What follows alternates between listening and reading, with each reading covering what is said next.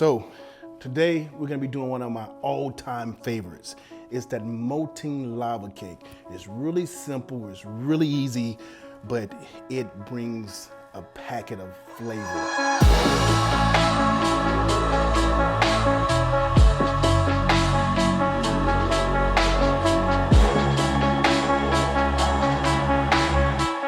I'm a chef, damn it. So first thing we're gonna do for lava is we'll make it simple. You can get your chocolate. I do a semi-sweet chocolate to go in here.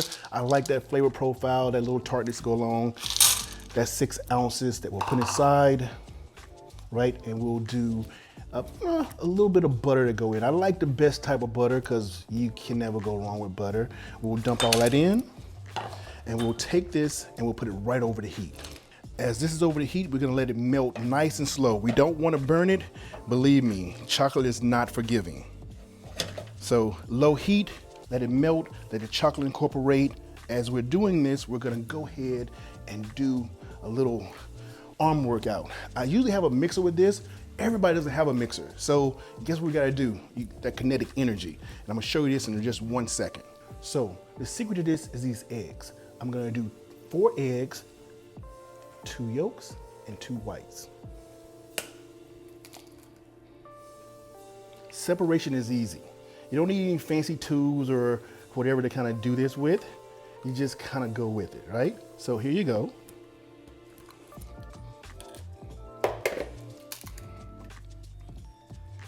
And what I do is just open up my hands a little bit and just let it fall through the cracks. And if you get a little inside, it doesn't matter. So this is easy because the chocolate is melting, right? You don't have to let it heat the whole entire time because the chocolate is already hot. So you just take the butter and just go around it. At the same time, the butter is cooling the chocolate because I don't want it to be just extremely hot because when we mix these eggs together, it can cook the eggs. And that's called scrambled eggs. Now as this is cooled down, all incorporated and mixed in, I'm gonna take these eggs that we just had and I'm gonna do a little bit of action with them.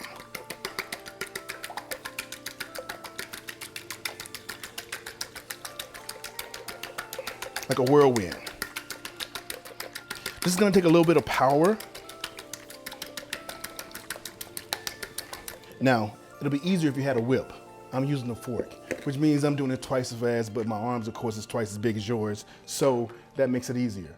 Now, I'm gonna put the sugar inside. What the sugar is gonna be like a binding. We're gonna like whip it and cream it up, right? So it's gonna be like if you're doing a creme brulee or something. As you can see, it's getting thicker. That's what we want. Like I said, it makes sense just to have a mixing bowl or even if you have a wire whip, but we're doing it with a little fork. So believe me, I'm getting my pump on. So here's the tricky part. Now you have your cold eggs with a little warm chocolate, right? So we're gonna do a process called enfolding. So like I said, again, if you put it in too hot, while this is cold, it's gonna have scrambled eggs. So I'm just gonna put a little in at a time and incorporate it. That keeps the eggs from scrambling. After it's all incorporated, now we add it to our ramekins, right? You can use a couple different things, but ramekins, of course, is a no-brainer. You can get these in round, oval, however, but to get that lava effect, they need to be tight and close. So I'll fill that.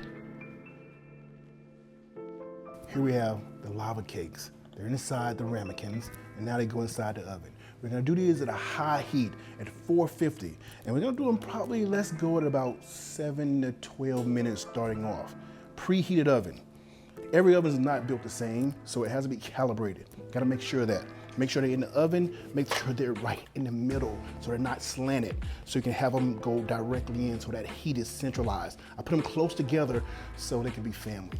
Actually, I put them close together so that heat distribution is equal all the way across, so I don't get any wibbly wobbly from each one.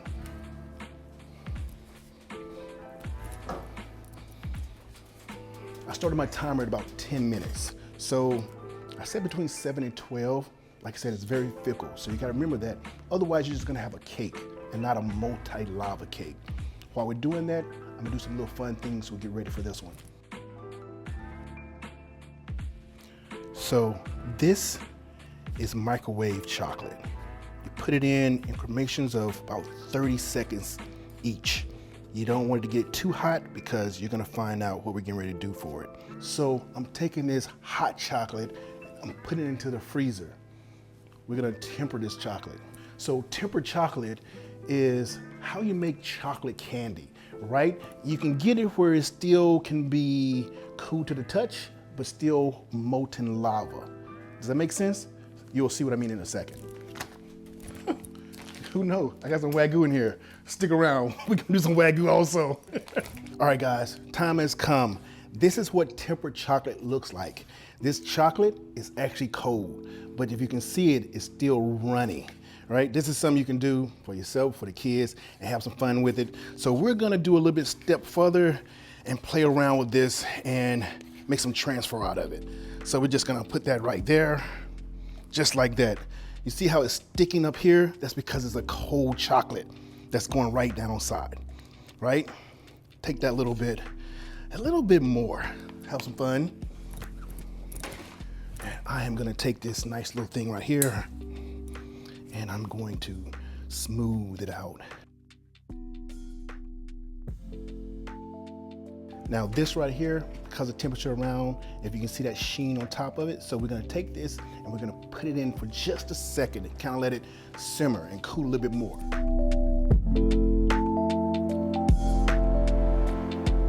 So, tempered chocolate, a little bit harder, if you can see, nice, no run. So what I'm gonna do is, while it's tempering, I'm gonna go and put some lines. And whatever I want to decide to do and how I wanna do it, I'm gonna make it up myself, right? There's no wrong answer to this because it's your product. One of the things I normally tell people, just do like a pyramid, going back and forth. Make it easy for yourself and for the kids. Take this whole thing and we'll put it right in the refrigerator. This right here is a pastry bag. I usually use parchment paper or something, or it doesn't really even matter, right? I'm pretty precise when it comes to things like this, so I like to be able to control my own. This one is something I wouldn't normally use, so what I'm gonna do is I'm gonna cut this down, get rid of it. I'm gonna open this up, I'm gonna fold it this way. I'll make a pocket for it, okay? Just a pocket. Now, next time I'm gonna show you how to do it with a parchment paper so you can make your own and not have to worry about spending money on this. This costs you $3. Parchment paper costs you 3 cents. With this, I'm gonna take this leftover chocolate and I'm gonna get it and I'm gonna shove it right down there and hold it tight and squeeze it out. I don't need a lot. I just want something to do something fun with. I'll put that in so I don't get all messy. And then I'll push it down, just like that. What I'm gonna do next is I'm gonna take my knife and I'm gonna look for the smallest hole that I can possibly do.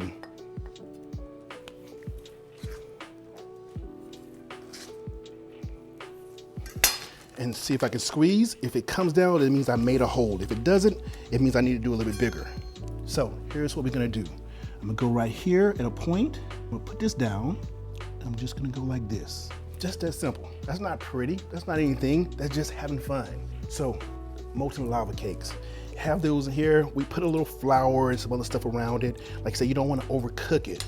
We'll do this. We have it here. See how it separates from the edge? I had these at about between 7 and 12 minutes. So I stopped this one at about 12, like 10 minutes or so. And what I'll do is I can pop it right out, right?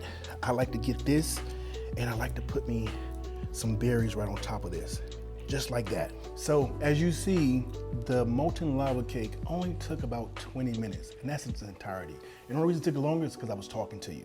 But you can decorate this however you want. I make caramel sauce, I make vanilla cream bean sauce, I do ice cream, I do all those things, whether it be blackberries, raspberry, and of course, what elevates this decadent type of pastry is you add 24 karat gold leaf onto it.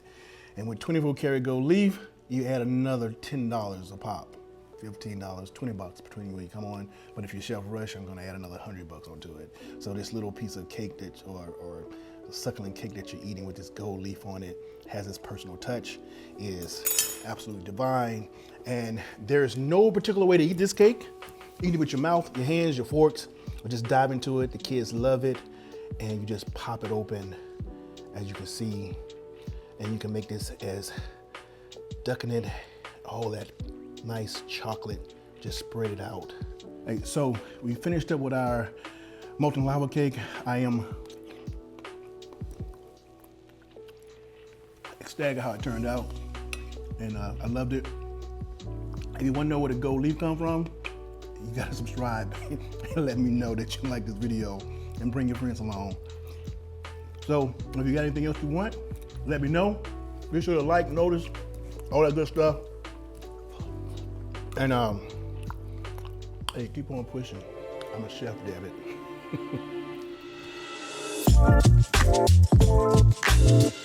it.